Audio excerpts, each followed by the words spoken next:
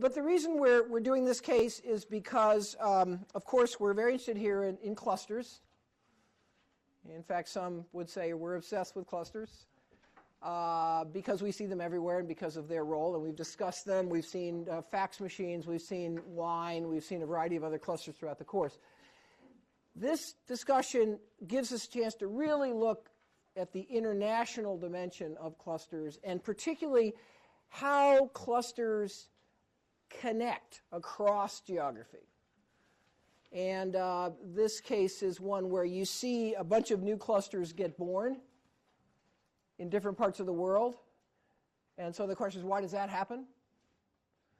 And you see here, I think, a considerable role for the Dutch in actually forming those clusters and ultimately connecting with them over time. So why would they do that?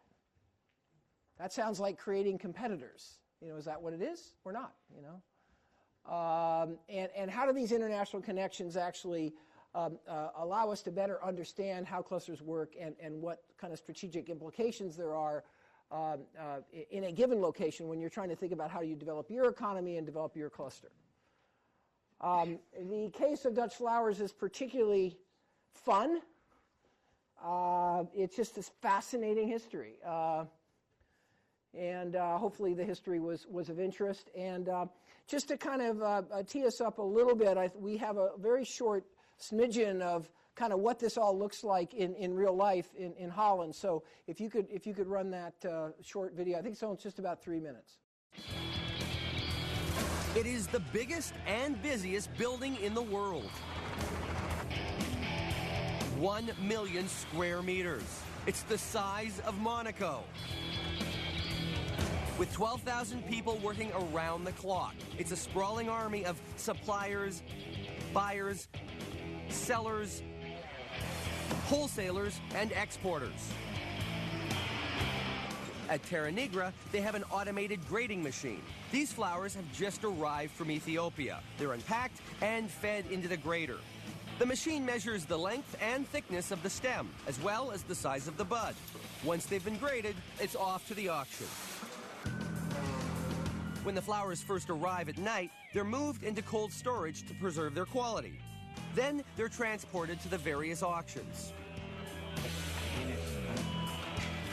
We have 13 auction clocks. 9 are used for flowers, 4 are used for plants, and they run all together at the same time. Once they're sold, it's off to the wholesalers and exporters for distribution to their clients around the world. Now, the busiest place by far is the distribution area. This place is sort of like controlled chaos at its best.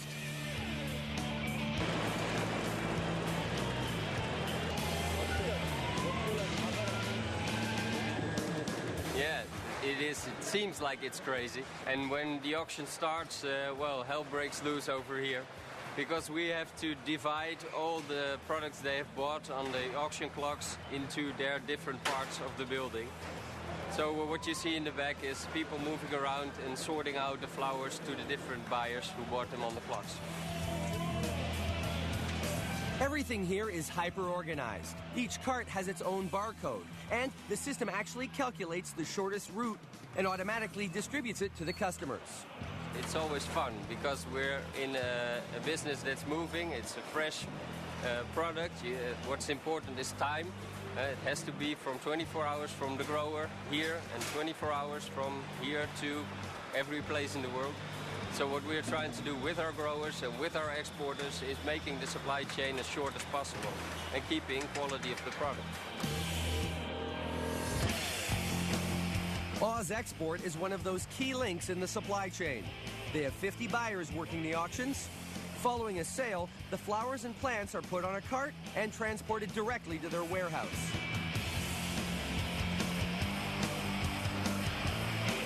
Once there, the product gets repackaged and is sent to wholesalers worldwide.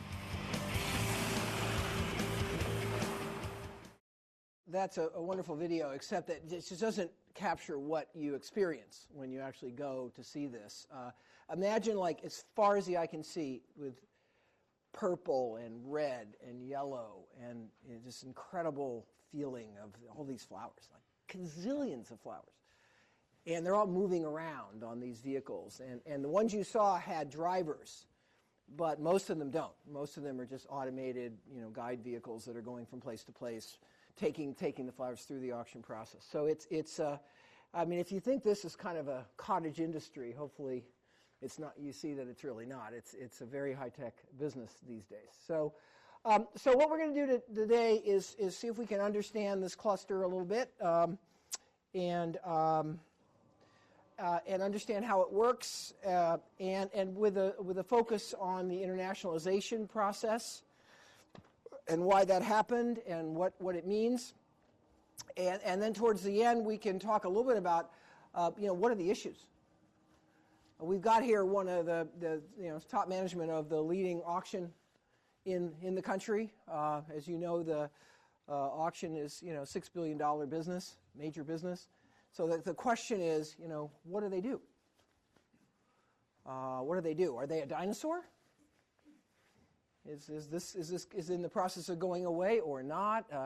What role should they be playing? What should their strategy be? So, and we'll have a chance to talk to Dirk, and hopefully Fred will help out as well. Okay. So let's talk. Let's start. If Char, if you could start us off. So why? Let's start with a very basic question. Should be an easy question. So why has this cluster become by far the world leader? What about Holland? Because the last time I was there was no sun. It was really cold. There was a short winter. They were holding back the ocean with dikes. So not the place that you would expect to see the world's leading flower cluster. So Shara, why do we see the dominant cluster in Holland?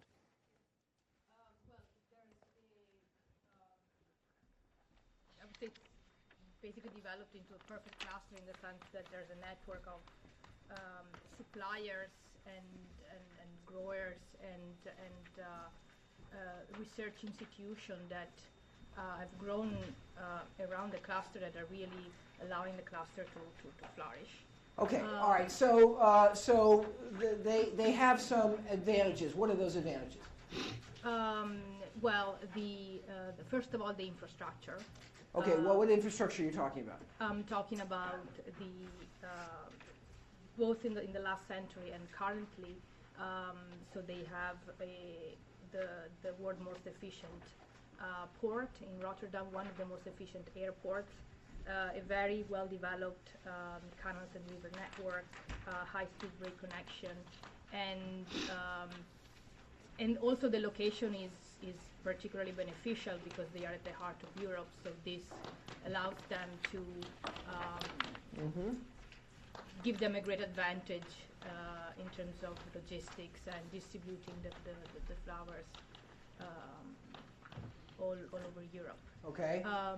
The workforce is also highly educated, and so this gave them an advantage in terms of not just growing the flower, but the supporting industry. So being very innovative, and the case mentions how biogenetics plays an important role. They can develop the new variety of flowers that are basically more appealing to the customers, so they can intensify the color, etc. Okay, and how are they able to do that? Well, why in Holland? They have focused on the sector for centuries, both at university level, and also they have research institutions that have grown and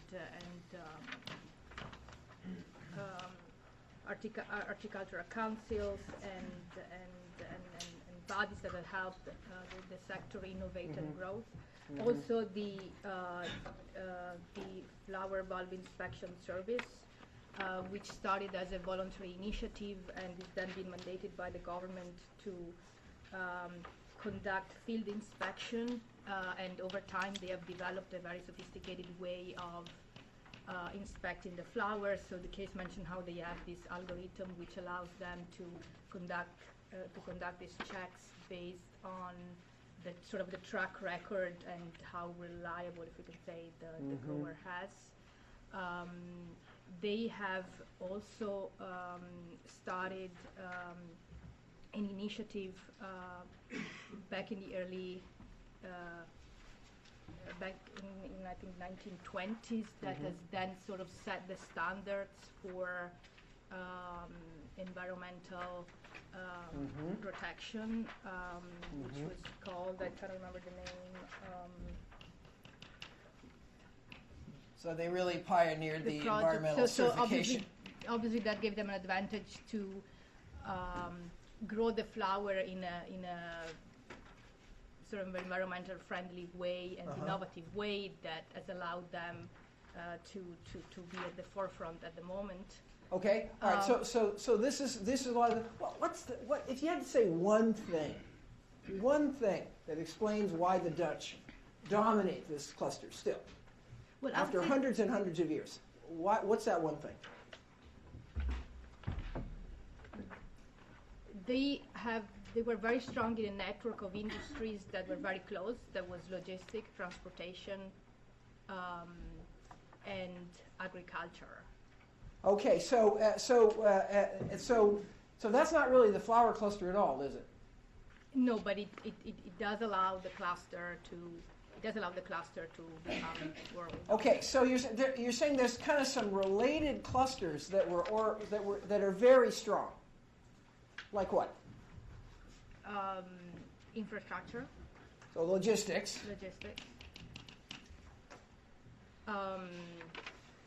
The sort of. By the way, they don't ship flowers through the port. Okay, so the port. No, but they use air transport. They use the air logistics. Yeah, and they also have a very strong connection with KLM, which obviously does give them the big advantage. Okay, so the key related cluster is logistics. And they also used to have a very well developed network of canals that 200 years ago or 100 years ago gave them also. Okay, so logistics is both international and local. And why did it matter if there were canals in Holland? Why did that benefit this industry? Why it was important? Yeah, well, why would that be important? Because it allowed flowers to be transported more quickly, and because flowers are very perishable. Transported from who to who? From the growers to the grower buyers. To the buyers or... To the buyer, or mostly the... auction, yeah. Okay. Yeah. And also in terms of financing, I think they have a very well-developed network. So the case mentioned how Rabobank provides financing to growers, which is something that in most other countries has not been available. Okay. All right, let's open it up. So, why this cluster here? You can imagine almost anywhere in the world this cluster could have grown up. And your natural tendency would be California, Florida, Spain. Spain's completely bombed out in this cluster. Twice. Italy. Why Holland? Why Holland? Well, it starts with the demand conditions, because they were historically from the 1600s. There's been a high demand for flowers, and that's continued over time. So that's effectively gone into the RSI, because that's allowed, due to the high level of education, the industry to break into different break into different parts. So you had propagators, so people who grew plant material. You had people who were growing the seeds, and then you had people who would actually grow. So it became actually into a sophisticated, basically supporting industries, supporting one another. So what are the key ones? The propagators? Propagators, they're what the do guys. They do? What do propagators do? They basically grow it from very small seeds to the growers, who are going to sell it on to people. Yeah. And above the propagators are going to be the people who create the hybrids. So the people who effectively, these days, they own the royalty to the actual plant stock. So they sell to the propagators. And then the propagators effectively sell, and this is what they're doing today, I know we haven't gone into it, into the actual growers. So that allows them to stay into the value chain, even though it might be done around the world, they're effectively controlling a lot of the value at the top from the seeds and the propagators. And then going on from that, I think just to emphasize the infrastructure to get around the world, and the ability for them to create a very seamless supply chain. So, as the movie said, to the ability to grow in Kenya or Ecuador and deliver it to the final buyer 48 hours later, allow them to remain in the middle of that. So without that, they would be effectively. So how do they remain in the middle? Why would anybody want to ship flowers from Ecuador to Holland and then export them from Holland? Why does that make any sense? It seems like ludicrous, doesn't it? Or from Colombia to Holland, or from Kenya to Holland, or from anywhere to Holland, and then back somewhere else. Well, because quickly though, one sentence. Efficiency. Efficiency. That's a little bit too short. Well, they've basically made. I thought you were going to say automation. Okay. Well, they've made the actual cost of going through this auction system very low. So rather than losing 20% value, and that has to do both with the logistics system, that also has to do with the innovation within the auction systems themselves. And there's been a huge amount of consolidation within the auction houses.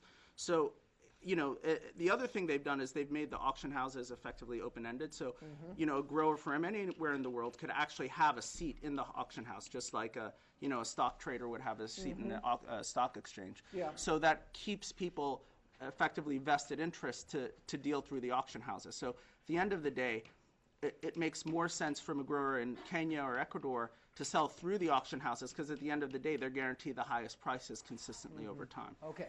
So basically the auction is a mechanism for getting a high price. Yeah. Why would it have a higher price than what the Kenyan grower could get if he went to talk to XYZ retailer in Germany? Well, they provide a certification system. So I think from what the case says, the Kenyan retailer, if they were to go into the market on their own, I think would have a very hard time selling to, let's say, the big buyers, the wholesalers or the retail chains. But what they've done is they've created a system where they could easily tell the quality and to certify the flowers. And then they could actually start selling at a relatively close to a premium price. It said in the case that you tend to find lower quality plant material from these developing markets, but over time, they could actually improve their stock to be in line with everybody else. So I think they've added a huge amount of value to these growers around the world. Okay, all right. So we'll come back to the internationalization process, but let's stick with the Dutch. So why Holland? Why didn't all this get built somewhere else? What are the real advantages here? Why does it work so well? Yes, John. I think what was like the events that actually made Holland become so important, I think it is like the capacity of the growers to organize themselves early on. Because we have been speaking about the importance of the auction, and the auction was actually created in 1912 by cooperatives of growers, and this was all intended to actually, in a game of market power, there was a danger that actually the growers would lose versus the buyers, because we have like 4,000 growers in Holland. So I think that this capacity of organizing early on and building the structures from scratch was what really made the difference there. Okay, all right. So we've got a lot of growers. They're little, but they were able to organize. Why were they able to organize?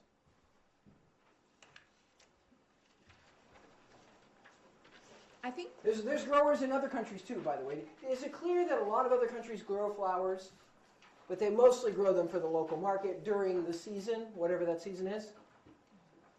And that's not counted as trade. That doesn't trade. That's local stuff. And then these guys are in the business of trading flowers. So why did the growers organize here versus somewhere else? I think on the one hand, the location and the fact that they were all interconnected, like in waterways, and that they could easily geographically make single points of sale. That helped. Uh-huh. So Also there's kind of a from natural early on, ability to connect things here. And from early on, they also were focused on export markets. So we see that in the early markets, they were already exporting to Germany, France, UK, and so on. And whenever you start looking abroad and you want to export, it requires different kinds of competencies that maybe growers locally and independently wouldn't be able to do. All right, so they saw the international opportunity fairly quickly and started. Why do you think they saw that? Maybe this is related to Holland.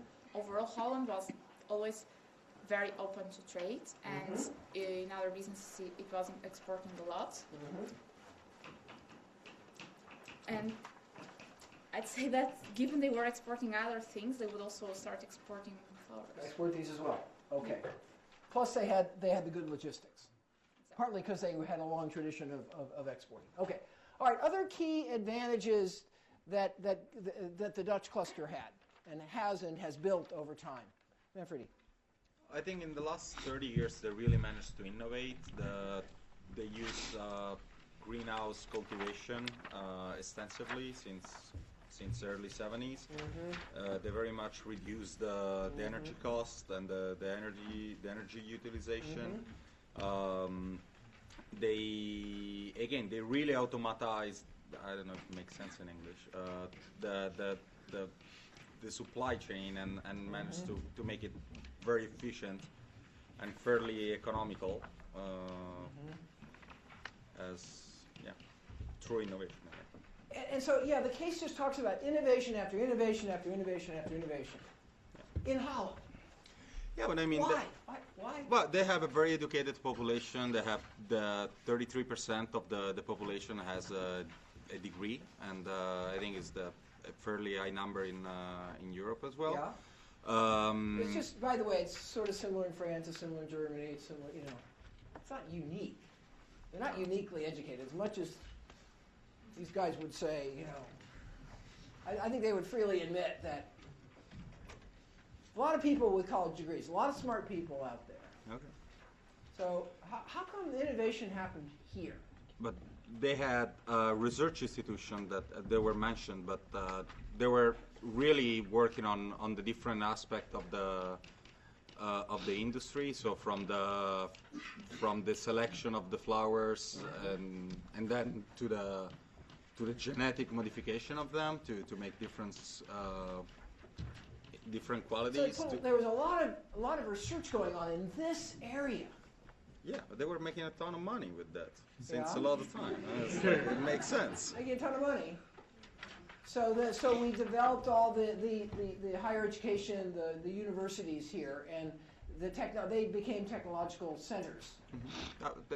I think culturally they are technologically driven in some way. I mean, they always had like this. They really had a difficult place to live. They really had to conquer the land they were growing. So they always been. What do you mean by that? I mean, all the infrastructure they had to do for gaining land, basically. Feeding back the ocean. Yeah, and so it's I don't know. I think they're one of the more entrepreneurial and innovation-based society in Europe. So there's kind of a Europe. broader culture here, trading, entrepreneurial, okay. And it's a lot of that energy's been channeled in this very large. Yeah, and there was representing a big chunk of their export after all, and considering. Okay. Sorry. Yeah. Yeah. Okay. Other arguments here, Nia. I wouldn't also underplay the role of the government. So okay, well, yeah, what was government's role in this? So, for starters, on the research side, they were giving tax credits for research. They were giving subsidies to even build the greenhouses. And they also have these organizations like the LTO, the Dutch Organization for Agriculture and Horticulture, which promotes the interests of the farmers, which I think helped them to organize. And I think to build on Joni's point, that organization allowed for higher profits to then invest more money into sort of like the innovation and that type of thing.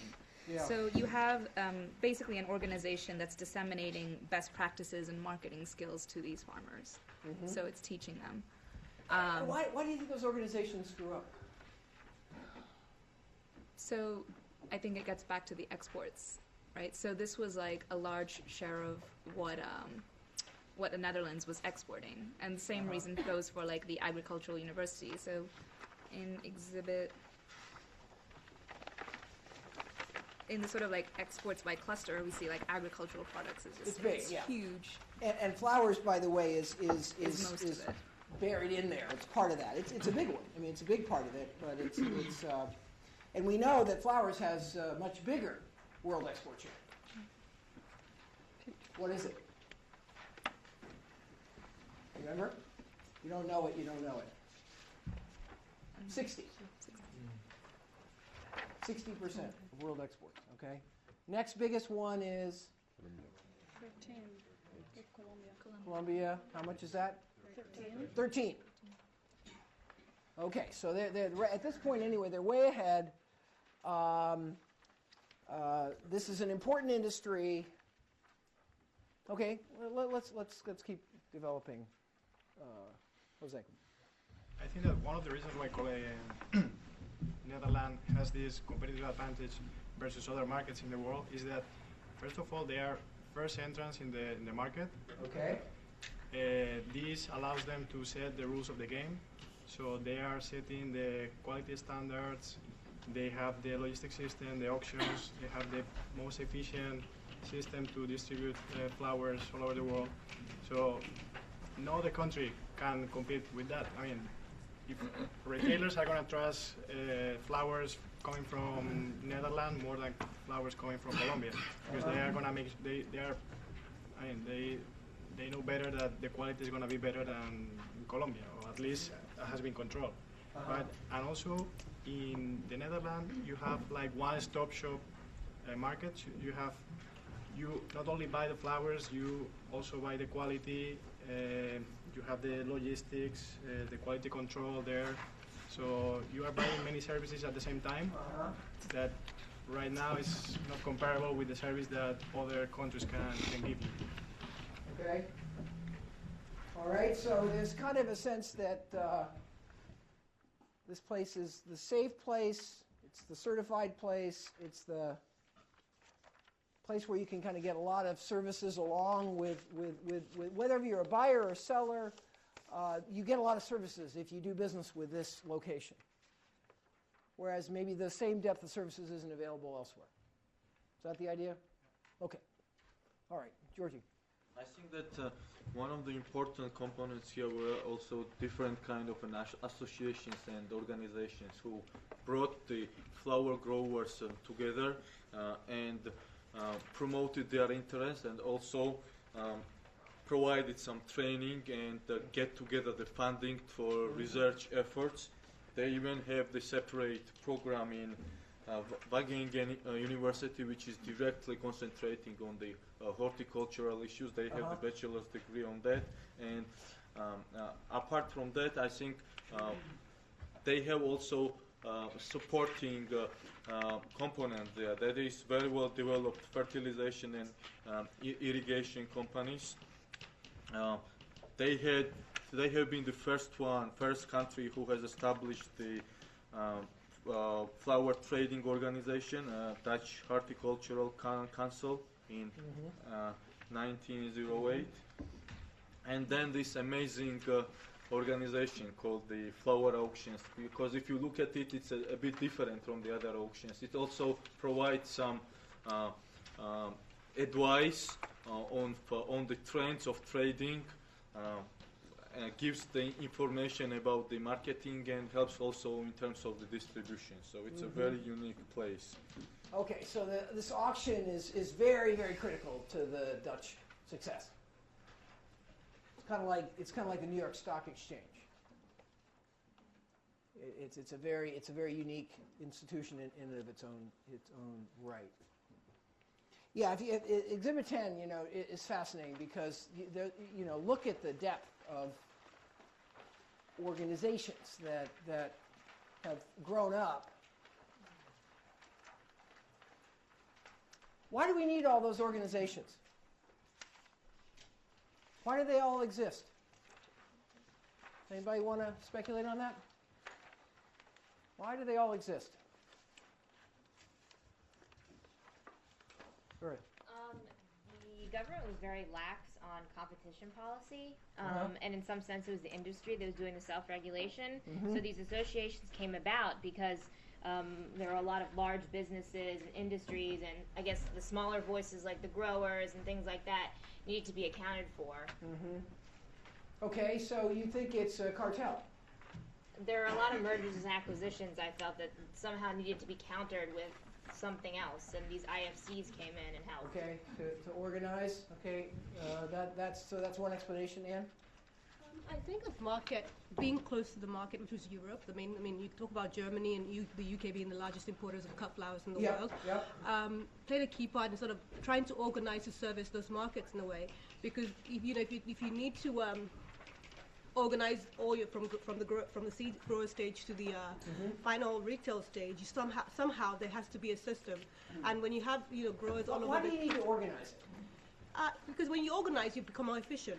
And you become more efficient because you save time. And one of the key things from that video was about time being a key factor and the supply chain. And so you basically make the supply chain a lot leaner and probably more function better. And in the process, you capture value and hopefully increase your market share. Yeah. Okay. And so having all these little entities organized, why would that be important to time? It enables communication, enables transportation, logistics, and all that. Because I think that's what most of these institutions help to foster that. And by doing that, again, it's about efficient time, timely supply, and that's really what we're trying to, achieve. Yeah. Okay, Joe? Oh, just to answer your question, Professor, I think you were looking like they have a shelf life of only 5 to 8 days. Okay, so we know time is money here. But why do you need to have all these institutions and organizations if you're going to achieve rapid? Because time is so critical, like any area that you can save time, even if it's 6 hours, that could potentially be a significant portion of its shelf life. But why do you need an association to do that? So we have here the association for this, the association for that, the association for this, the association for that. So they're streamlining and sharing and disseminating best practices. So this is what works the best, and it helps all, which enables them all to become more competitive because they're all becoming more efficient. Okay, so somehow here there's an understanding that if we're all more efficient, we'll do okay. Correct. And therefore we're willing to share it so that we're all more efficient. That's not the natural instinct, is it, in businesses? Business's natural instinct is to say, gee, how do we win? How do we win? And these guys have said, well, the way we win is we actually collaborate in all these ways. And I'm still not quite sure, though, I understand why. Jay? So I think it's also about buying power. So there are, I think, 3,700 growers who are all really small. And if you come into the auction and you have to negotiate your financing every time, you have to negotiate your energy buying. I think if you have an association that's doing that for you, you can just slot straight into the collectively bargained energy price or the collectively bargained. So there may be some bargaining. Who owns the auction? Sorry, the growers hold the auction. Growers own the auction. Yeah, but when you're trying to get finance and you're trying to get different things on the edges of that auction, then maybe having some collective negotiating power. And that's going to save time as well. All right, good. Well, let's move on. So this cluster used to be even more dominant in terms of the production and exports in the world. So why have we seen the flower cluster now spread to other major locations? Why is this internationalization going on? What makes that happen? In the beginning, there was Holland. And Holland was gigantic. But then over time, we see Kenya and Ecuador. And Israel isn't talked about too much in the case, but it's meaningful. Israel was stronger earlier. Why is this happening? Why does internationalization, Martin, occur? Sure. So first of all, I think it's a play on worldwide demand. I think when they started out growing flowers in the Netherlands, demand was relatively limited. but with population growth and more prosperity, there was overall more demand on a global basis. There was some more need to produce more flowers. And with limited land in Netherlands, that started to be a little bit difficult. The second one was increased R&D around transportations. We were able to transport these flowers by transporting them to degrees very close to 0 degrees Celsius. What allowed them to do that is that they could plant flowers further away in more temperate climates, and particularly lower cost climates, so they can use the added cost. And what was the key transport innovation that unlocked all this? It's like containers that put on planes, I believe. Containers on planes. Well, like these specific boxes or something that they put on planes. There's some of them. They also had certain they put on ships, I believe. They can survive like 25 days. Yeah, that's actually new. Okay. You don't. Traditionally, you couldn't ship flowers on ships. It didn't work. Now they're starting to figure out how could we possibly do that. But I guess it's kind of patently obvious. But air. All of a sudden we could fly stuff. Vacuum, yeah. All of a sudden we had airplanes. They were going everywhere, all over the place, all the time. And you could afford to fly flowers on a plane. You could understand why Intel chips. You could fly on a plane, but the idea that you could actually fly flowers on a plane all of a sudden allows you to grow them far, far away, because they are being grown far, far away. It's not like they're being grown in, Portugal, and you're moving them up from Portugal. It's like from far, far away. Okay, so those are two good reasons. So industries internationalize in terms of their production when demand grows in more locations. Okay, that's kind of one rule, and when it gets easier to ship stuff. Okay, so what are some of the other reasons why this cluster would be centered in one place, but then start to sprout clusters in other locations? Audrey. I think the supporting industries of this cluster, like the logistic, packaging, all these machinery equipments, were very competitive thanks to all the strengths we highlighted here, and the fact that they were pioneers and etc. So they were competitive enough to be able to go abroad and. Okay, so part of the internationalization had to do with the Dutch. Yes. So what did the Dutch do? So they did foreign investment in other countries to export this technology, which was competitive. And they invested in what? In other countries? But they built greenhouses and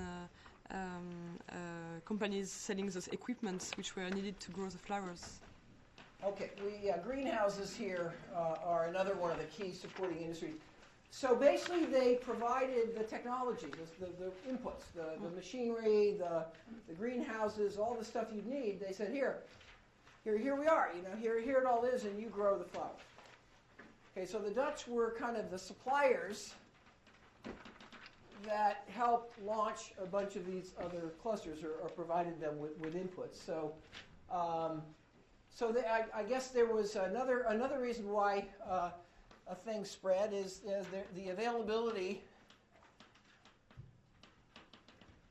of technology and inputs that you can efficiently access in other locations, rather than have to have it yourself in order to be a player in the cluster. Victor. Raise the issue that Holland faces a big constraint regarding land.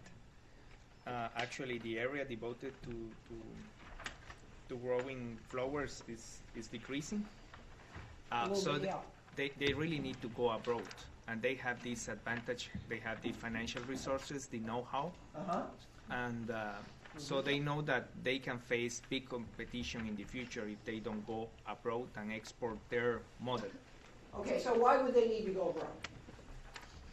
Labor cost and land is available, and other ecosystems as well. For example, Colombia, Kenya, and Ecuador. Those three countries have very good endowments to grow flowers. Okay. All right. So part of this is the Dutch have, they have expensive labor, expensive land, let's go find a place where we can get that cheap, but we'll provide the technology. And that'll allow us to actually do what? To continue to be the leader in the business. Continue to be the leader. Okay, all right. So you internationalize partly to tap into factor cost differences, provided that you can be productive in those foreign locations, because you've got to make sure that the factor cost differences, the cheaper labor, is not offset by lower productivity. That is well explained in Exhibit 11. That is well explained in Exhibit 11.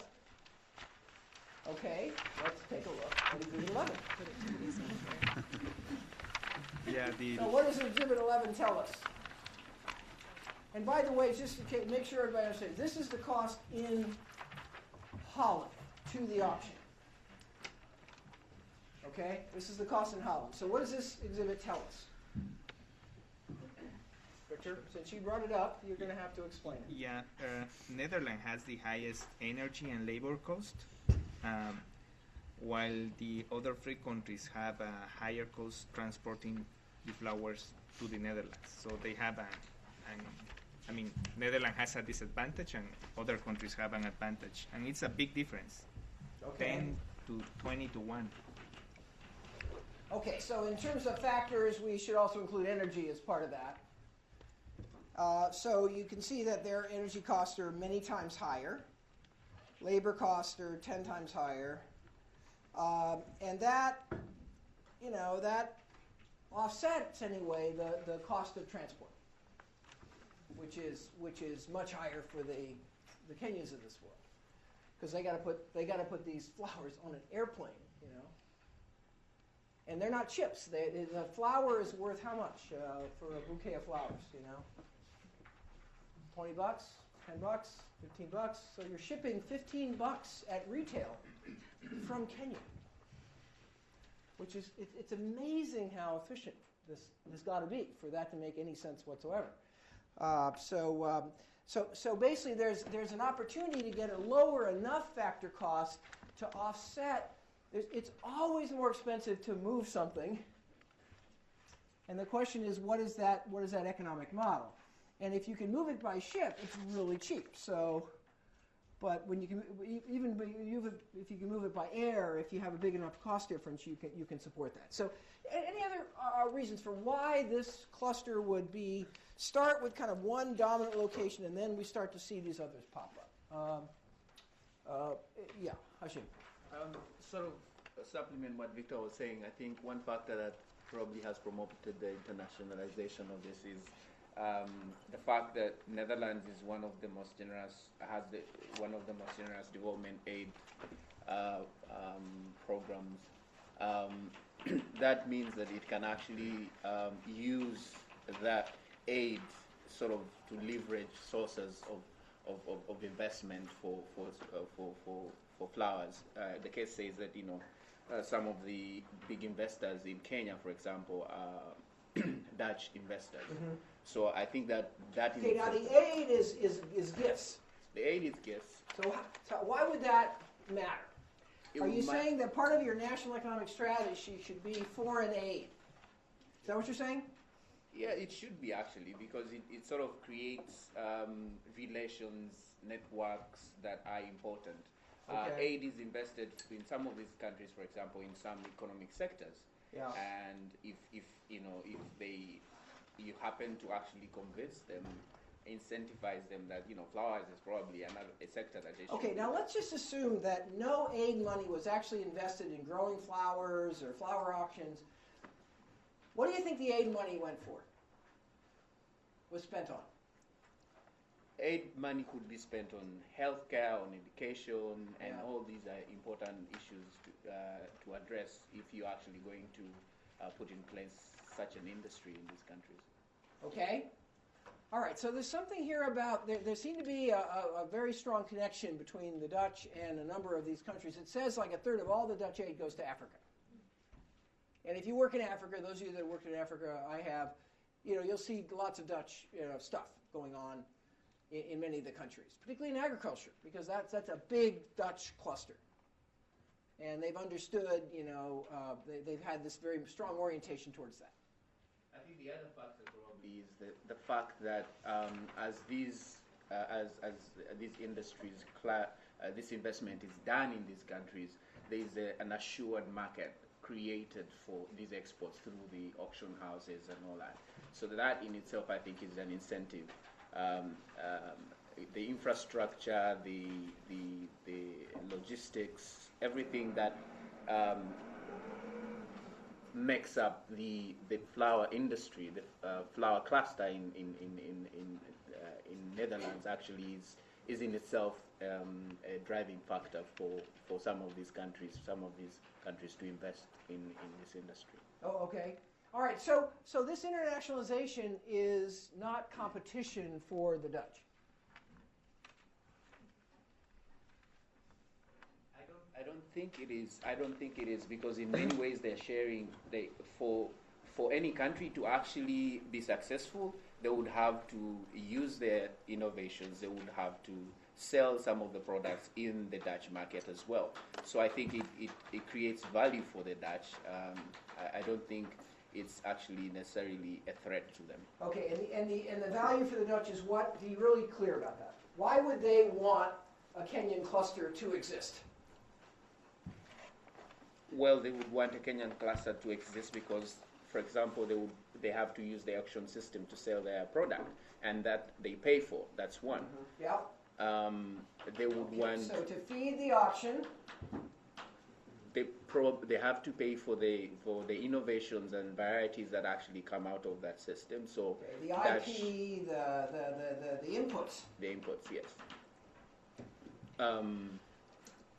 So the Dutch have 60% of world exports. What percent? We have one market share for one of the supplier industries, greenhouses. Anybody remember that? What's their market share in greenhouses? 80%. 80%.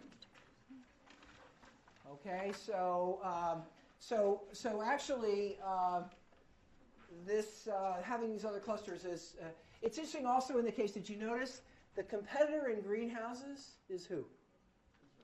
The Israelis. What kind of greenhouses do they sell? Anybody remember? Ben? Yeah, for hot plants rather than for cold plants. Okay, so they make greenhouses for hot weather, and the Dutch make them for lousy weather. Okay? And that's an example of how clusters often specialize in different locations, again, based on what? Sir? Based on what? Based on the different location of the cluster. So. And the location affects what? That would affect what kind of greenhouses they make. I'm on guess the word here. I'm not sure. I think someone else has got it ahead of me. Maybe not. Okay. Local demand. Local needs. Yeah. So the local needs define the nature of the products that are created. Good boy, Dan. You did well. That was very good. You did it with nice style too. I liked it. and charm. We like that. Okay. So the local needs we see over and over again. The local needs shape what gets developed. And then if you're really good, you can supply that to other places with similar local needs. And we see that playing itself out here in greenhouses. Ben, do you have a follow-on comment? Well, I did, I guess, less related to greenhouses okay. and demand conditions. But these more, greenhouses, by the way, are really cool. We need to get some of those. It's like the shades go up to make the light stronger or darker, the mist, the humidity, the lights go on during different times of the day. It's like really amazing. And this is to grow flowers. And by the way, there's no soil. You know that? No soil. There's a growing media which is designed to be able to cycle nutrients and stuff through and water very efficiently and recapture it. So there's nothing planted in the ground here. It's all on kind of racks above the ground. And it's a closed loop system, so you cannot lose any pesticides down the drain and stuff like that. So it's very, very cool. So go ahead.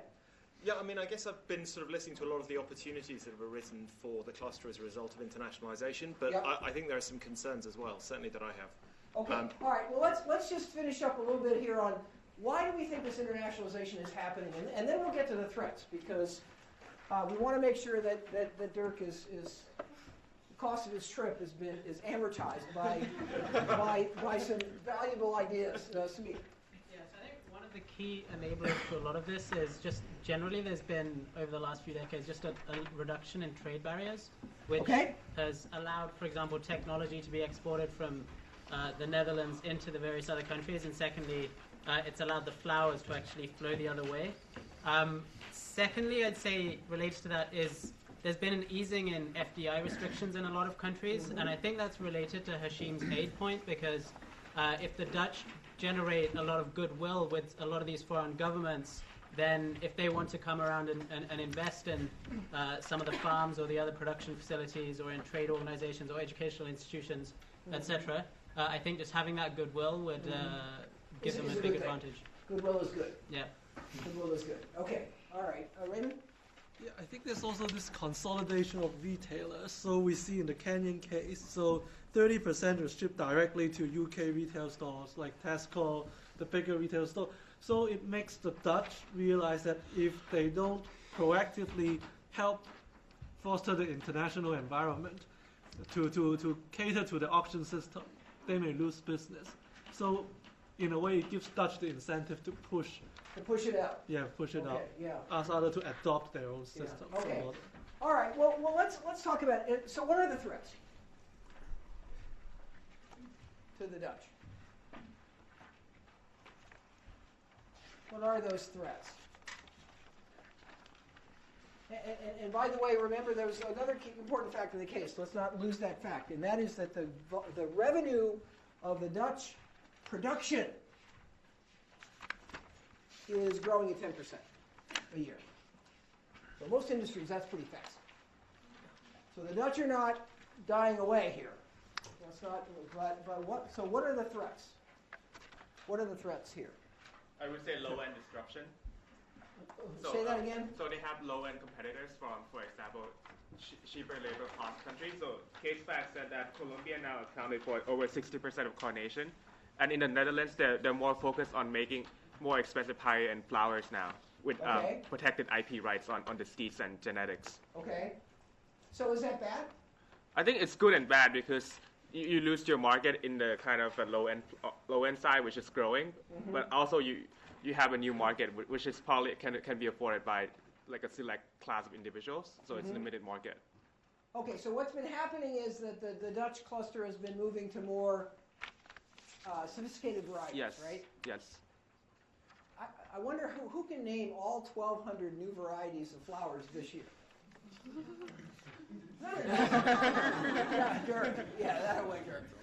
That's an amazing statistic, isn't it? Somebody's sitting around it's like Facebook. You know, somebody's sitting around inventing these new flower varieties. And that's what the Dutch do. And you're saying these other locations are providing the roses and the carnations and the chrysanthemums and the stuff like that. So why is that a threat? Also, because I think over time, for example, in the Japanese fax case, we see how Japanese companies kind of grow in the value chain from the low end. So I think over time, countries like Colombia, Kenya, they could do the same if they have the technology from the Dutch. Okay, and do they have the technology from the Dutch? I think in the case it mentioned that, I'm not sure about all the technologies, but there's some cooperation and they have set up some kind of subsidiaries. Okay, in so these we countries. know So I that think there's the Dutch have local subsidiaries for many of these supplier industries, don't they? Yes, and also I think in the case for China, I think it said in the case that a lot of the IP rights on these seeds were not really protected in China, so that's also kind of. That's a surprise, isn't it? Yeah. That's like a revelation. Yes. So China is a threat. Yes. Because they can just copy all the innovation and sell it for cheaper. Okay. China IP issues. Okay. And by the way, if you don't think these foreign sites are a threat, then say so. Because I'm not yet certifying that they're a threat. Still an open question. Okay, James. So, we looked at Exhibit 11 earlier, and I think that's quite an important one to consider in terms of responding to Fengchai's point about how there's a lower end threat. I agree at the lower end that is probably the case. But that's and you get margins of like 20% from Kenyan roses, as compared to say 6% for the Netherlands. Yeah. The big differentiator which makes up the gains is in the energy costs, and you can see that $42 per meter squared for the Netherlands is indicative of the fact that they're having to grow them in greenhouses. Yeah. So the moment you start thinking that in the high end, in these other places, they might have to have these controlled environments, then all of a sudden, the energy costs in places like Kenya shoot through the roof, in which case it no longer becomes a cost-effective place to grow those flowers. So I would agree completely that in the lower end type of flower, Holland is going to face significant difficulties. But they've got a really great opportunity to consolidate the position as being the main grower of the super high-end stuff, as well as continuing to be the sort of the financial hub, as it were, of this industry. Okay, so the big cost differences are both the labor and the energy. And you're saying that energy is dependent basically on being able to grow the flowers outside. Yes. But if you grow the flowers outside, the key question is whether you can grow stuff that's hard to grow. And yeah, I mean, I think you sort of put it really well in terms of having those blinds which fold and the mist and all the rest of it. Yeah. If you want to grow the sort of flowers which in Exhibit 3 are price per stem going through the roof. Next year we can take out the names and make everybody learn the names of all those flowers. I mean, they're called, right? You've got your orchid at 1.98 euros per stem. Yep. Those are very delicate flowers, and you're going to have to grow them in greenhouses, and you simply couldn't grow them outside in somewhere like Kenya. Okay. So basically, then you're not so sure how big a threat this really is. I think they're protected in the high-value area. High-value but area. I completely agree that the more commoditized stuff you can grow outside, like roses, that's going to be an issue. Okay, so how are the Dutch participating in these other clusters, James? Well, I mean, in terms of sort of protecting their low end, they have things like cultural exchanges with Kenya. Yeah. In terms of places like China, they have joint ventures. In each of these countries where they may face a threat from the low end, they have their fingers in all those pies. Okay, so they're involved in these countries. They're involved as suppliers. They're involved as what else? They're involved in terms of providing R&D. Technology suppliers. They're doing various kinds of exchange of skill type, training type stuff. Why would they do that? Why would they literally teach these other locations how to do this? I think it goes back to a point which we had earlier, which is if the flower's flowing through Holland, then you get a skim straight away. I think that sounds ominous. And 0.1% of the margin of each flower goes to the auction house, which goes directly to the Dutch growers anyway. But of course, most of the money which the auction houses gain, I don't think it quantifies it, is because of ancillary products. So the better the other nations are in terms of having their flower clusters, the more money which goes directly to the Dutch growers. It's a virtuous circle. Okay. All right, so let's spend a little more time on this. Just exactly what role are the Dutch playing in these other clusters? And I think we've got some of them, but let's understand that. Yoshi. That's kind of replicate the overall the cluster map to the foreign country, except the IFCs or the kind of research institution. Okay, so they don't seem to be, they're collaborating with the local research institutions, Yes, right? exactly. The Dutch company started from irrigation to the final productization, but they didn't copy the research industry.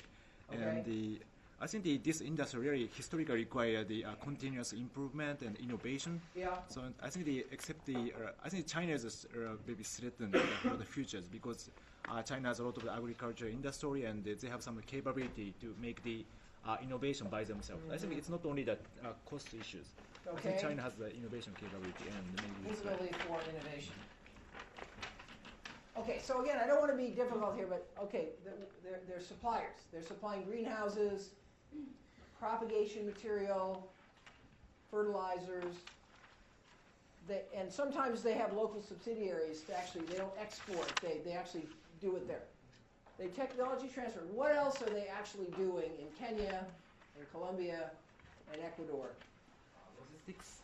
They investing in the the railroad or airport and. So logistics services, they actually are building these refrigerated cold supply chain. handling, cold channels, supply chain activities that they're actually making money every time a Kenyan flower is moved out of the country. What else are they doing? I think that's all. That's all. Anybody else? Sorry, anybody else? Me. I think they own these growers in other countries. So they're growing. I think it's very impressive that they own 70% of Kenyan cauliflower production. And I think as Dutch growers, if they see other emerging flower clusters in other places of the world, I think the best way to protect themselves is actually go there and invest in these. And why would a Dutch grower want to grow in Colombia? Because they can get access to the American market, and also they can get access to a low-cost production base. Okay, so this would help them get market access and again these costs. And what do you think they're growing in Colombia versus what do you think they're growing in Holland? I think it's different stuff. Like in Holland, probably more high-end flowers, and in Colombia, it's probably a lower-end, cheaper flowers. Okay, so I mean, we think of this as flowers, but it's like any other business. You're kind of developing an international production system here, and you're trying to do stuff, in the location where it makes sense, given the technology and inputs and cost structure of that program. Anything else, Me, that they're doing? I think that they also build an auction in China. So that they're helping actually, they're starting to help with auctions. Yes. So they have some sort of auction partnerships and affiliations. Why would the Dutch want there to be an auction in China? That seems like, suicidal. Why disintermediate yourself? Me? I don't think it's suicidal. It's sort of like opening a branch office in Asia. And because I think Asia, it has its own regional market, like Japan is a huge market, and Thailand, and even China itself is growing. So I think it makes more sense to build an auction house there to facilitate the local growers there. So that you don't have to do what? You don't have to ship all the stuff to Holland. So you don't have to ship from Asia to Holland and then back to Asia. That doesn't make any sense. It's okay from Kenya, across towards Europe, stopping in the center of Europe and then just kind of distributing it around Holland. But the map says, gee, it doesn't make any sense to try to preserve the dominance of the Dutch auction system beyond a certain point. Okay, once we get to scale. All right, so let's get back to the question of what are the issues facing the Dutch cluster? I think, so far they're pretty smart about this internationalization stuff. What are the threats? Let's see. Kelly. I think one factor that we talked about is China, and I think while there's a lot of positives about China, and the fact that they put in a new auction house to actually service the markets of Japan, US, Russia, and so on and so forth, I think China could potentially also be a threat to the flower cluster in Netherlands. Typically, I think in the sense that, you see, I think their biggest competitive advantage as far as Netherlands is concerned is their whole investment in automation and so on and so forth, and the accreditation and the certification and so on and so forth. So a lot of growers and a lot of buyers feel comfortable and comforted in the sense that it comes out of this system where it's certified that the flowers are authentic and it meets certain specifications and so on and so forth. So now if that capability is now transferred to China, which at the moment China does not have a lot of other supporting factors, for example, the airport system in Kunming is not sophisticated enough to actually handle air transport. But you can see that the government is actually investing a lot in actually building all this infrastructure. And I think that could potentially be a threat now to the flower cluster in Netherlands and the whole automation investment there, typically because the cost structure in China is way, way below the cost structure in any country in Europe. And I think that it could, while it's complementary currently, I think in the future it could be a serious threat to the entire auction system. Okay, so the idea, what's going to happen to take business away from the Dutch? Is that, I think one is that you got to... Colombians are going to send flowers to China to auction? I think one is Colombia sending flowers to China, and I think the other one also is that the local growers in China is now going to get together, form all these associations, channel funds through the Chinese government, through subsidies and through low financing and so on and so forth, and invest in all these automations, and then they will have the economics of scale to actually export out and actually threat the Netherlands market. So they'll export to Europe? I think they will export first to US, Russia, and Japan, and then potentially also export to Europe. Simply because the cost structure, if you look at Exhibit 11, the energy costs and the labor costs, the disparity between these countries are actually huge. And I think if you put China in there, the disparity will even become bigger. So I think if the transport costs can offset the energy costs and the labor costs, then it will then make sense to actually bring flowers from the auction house in China to Europe. That will then provide challenge the system that is in place, the certification system that is in place, because now you have an alternative of flowers that are certified that the buyers have comfort in the sense that it goes through this entire process in Europe. All right. So let's say that we've discussed China. We've discussed the fact that if the Dutch costs are too high, then at some point they may not be able to continue to grow.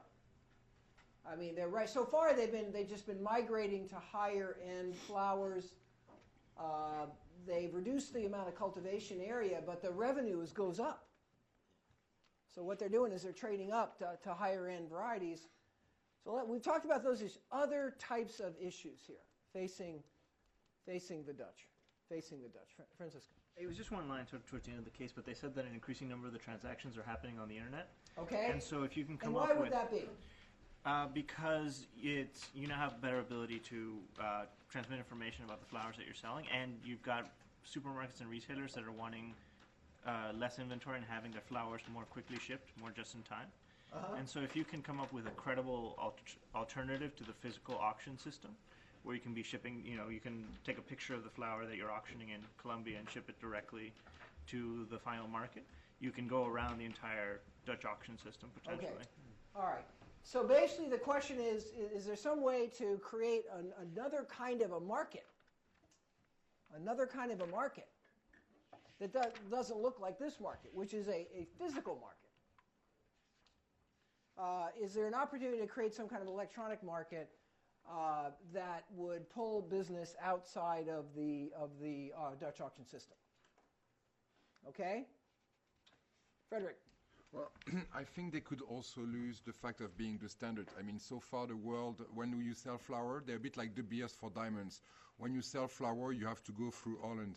Yeah. And back to Khalid's point, I mean, if China goes bigger, if Colombia goes bigger, they're going to be able to offer other alternatives. So when I'm a grower of flour, I can go to Rotterdam, but I could go maybe to Colombia, maybe go to China, and they can offer me a similar service with the quality check, with the finance, and you don't want that to happen. You don't want people to have option and to lose being like the standards. Like De Beers is for diamond. I mean, when you want to sell diamond in the world, you go to De Beers because they're going to give you a fair price point. They're going to be safe for the quality, and you don't want other trading places to emerge.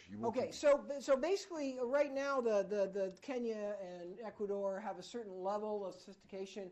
What you're saying is, they can start replicating this whole thing. Yeah, and giving option to growers, and then they will lose the monopoly and of all the margin they're making, being the auction place and being the standards. So I think that's a big threat for them. Okay, all right. So other threats. Let's get some more threats up, and then we'll talk about what they should do. The demand condition. Demand condition. So we like demand conditions. So we like them a lot. Go ahead. So Netherlands people, the biggest point is the sophisticated demand. Netherlands people buy the flour $80 per year, but now the Europe is facing recession, and now the China is growing up. So maybe Chinese people began buying a lot of flowers. So I think the Chinese people began buying a lot of flowers, then they can be a good demand. So it's a good condition for China to build up the cluster. Yeah, build up cluster. All right, so there's even more. There's lots of reasons we could talk about why China is a threat. So let's assume that China is a threat. Now let's talk about other threats besides China. Phoebe. It also mentioned about some direct sales that kind of direct sales. Yes, and just directly go from the grower to the buyer or to the retailer. And why would that happen? Why would somebody go direct? I think the case that 30% of Kenya flowers go directly to the retailer, and I think the key reason is the transportation cost that is too high to justify the travel to Holland auction house and to the final destination. So why doesn't all the demand go direct to the retailers? Or the wholesale? Retail? Yeah. I think the value of the auction house is to have discriminated pricing and kind of optimize the value for the grower. Yeah. However, the direct sales is kind of a flat pricing that kind of share part of the value from the grower to the buyer, and therefore it's kind of split up the value with your customer. So some of the and we also talk about the product portfolio. Some of the higher value products you want to go through the auction house to optimize to capture the value, and some of the mediocre commodity type of flowers you want to. I don't use the word mediocre. Flowers. Less sophisticated. Okay. Okay. So, what's the key to whether it would go direct or it would go through an auction? What's the key factor that would determine? So you said maybe sophistication, but what's the key determinant of whether you go direct or not? The demand condition from the end market will determine that, and also the product itself. What do you mean by demand conditions in this context? Right.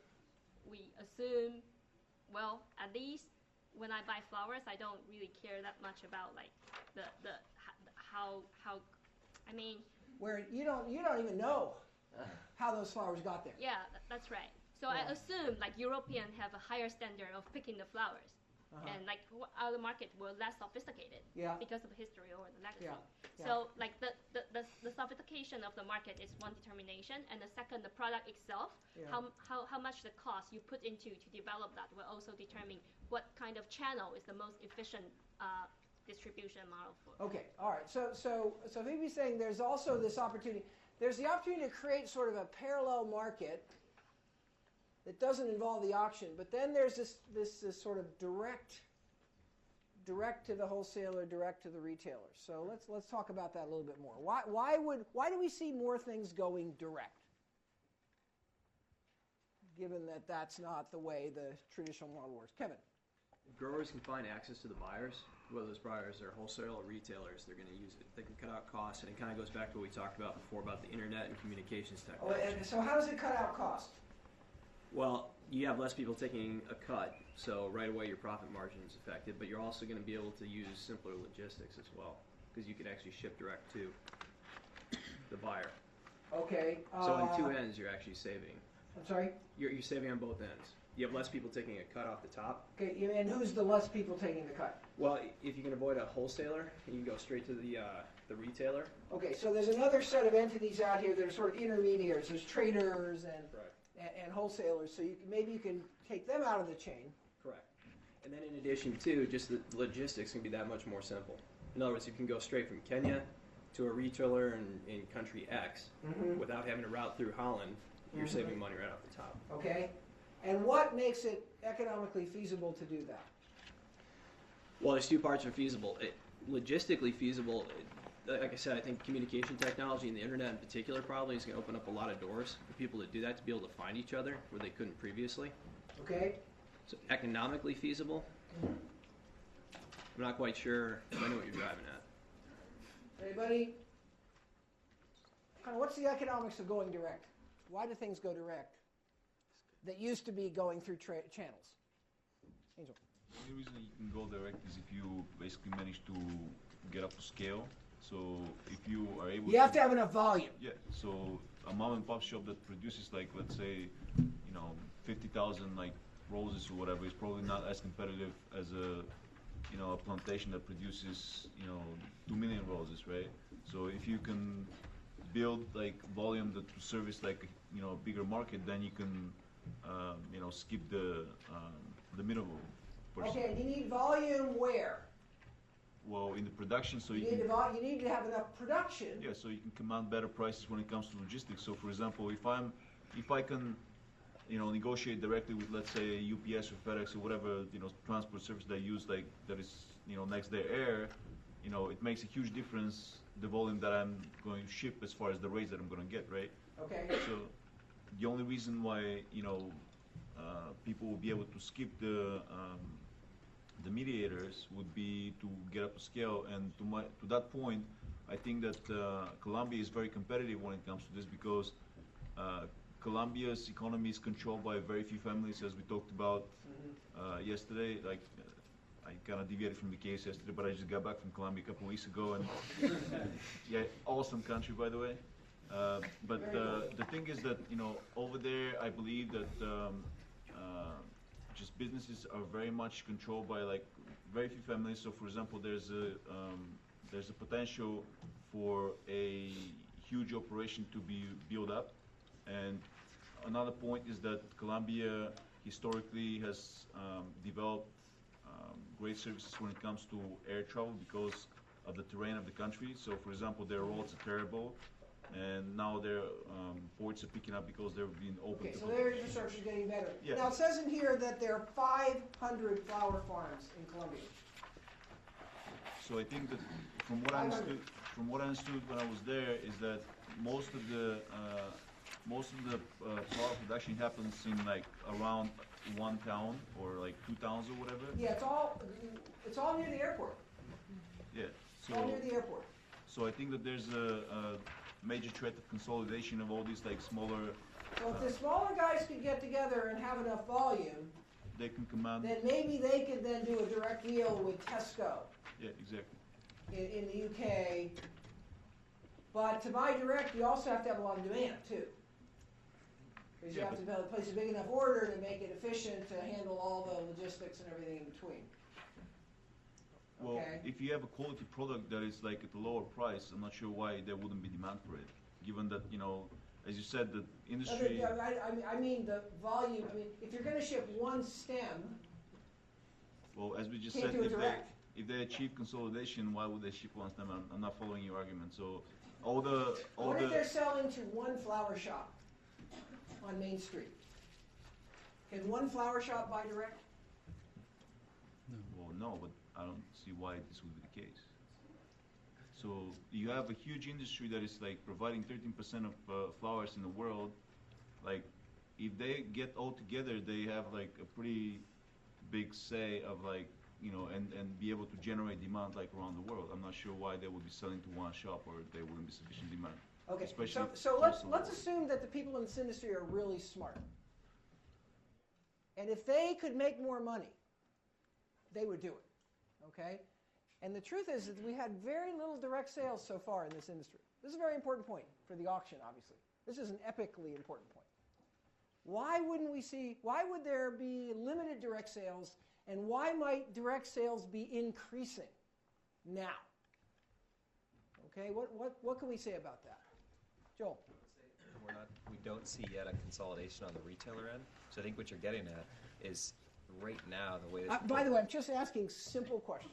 Right, the way that we buy flowers today is the main street shops, not major Walmart flower shops. And so right now there's not a consolidation on the retail side to demand from these, even if the growers consolidated and had a great product, there's not a buyer to go direct to that has huge volumes like a Walmart selling flowers. So they can buy tens of thousands of stems It's and an then incredibly put them fragmented on their retail. distribution system and send them out to all the little shops. Right. All their little stores. And there's few of those right now, so that But would be a that's starting to concern. happen, isn't it? Right, so that's the threat that That's the threat. It's really the consolidation on the retail wholesale side would be a threat to the Dutch. Okay, so we need to take a break soon, but what should the Dutch do? Joel? I would actually do that. I would set up major distribution centers and foresee the obsolescence of the auction, and kind of be the first mover, as I've always been in this industry since the innovation in the 70s. So offer whatever market the customer wants, and be the one who organizes that. Basically, be the one who distributes. Be the one who organizes that. Yeah. Okay, quickly, let's have some quick recommendations. Rebecca. Yeah, in terms of the production, because there are several dimensions, supplier or the auction. In terms of the production, it seems that the pie is expanding. In Exhibit 5, all of the countries are growing, so the pie is expanding. So they should differentiate in this pie as much as possible. So I will try to position more in the, of course, as it was said, in the premium market in terms of production, and also try to leverage those services that they are providing, the technology, the logistic services as a cluster. So we can still be a services and a supplier even if we aren't the ones who are handling everything. We can still be the world class in all the other stuff. And also the logistics, it seems that it's going to take a long time for the other players, Colombia, Ecuador, Kenya, and Exhibit 9, to get the logistical infrastructure that they have. So they should also leverage that to continue being the hub, logistical So they'll be a hub for Europe. a long, long time. Yeah. But they should help these other places develop. Okay, Carlos, very quickly. Quick. So in a way, all these other markets are not so much, all these other competitors are not so much competitors, because 80% of what they export goes to Europe. So what they should do is try to replicate the auction model, or even be more flexible, as Joel was saying, with the auction model in other places. So have set up the auction in Colombia, continue to do what they're doing in China, and be able to capture those markets that are growing a lot more quickly than the natural home market, which is the European one. Okay, partner on auctions internationally. Okay, quick suggestions. Shana. They should maybe see if they could move the auction from a physical to a electronic auction. So they should offer that option too. If you want to buy through the auction, fine, physical auction. If you want to buy, we'll operate the internet auction. Right. So and then they'll also save the cost on having to bring the flowers to Netherlands and from there to somewhere else. They can just All right. Ellie. I think they should try to do to diversify in other countries where they don't have to face energy crisis like they are facing right now, because sunshine is very important, and also soil it's very important, water is very important. So they could strategically position themselves close to certain countries where not only the labor cost is not an issue, and also sunshine and water is not an issue. Okay. And also strategically position close to the big market like US. Okay, and so they ought to be spreading growers ought to be spreading their supply chains, particularly given the environmental issues.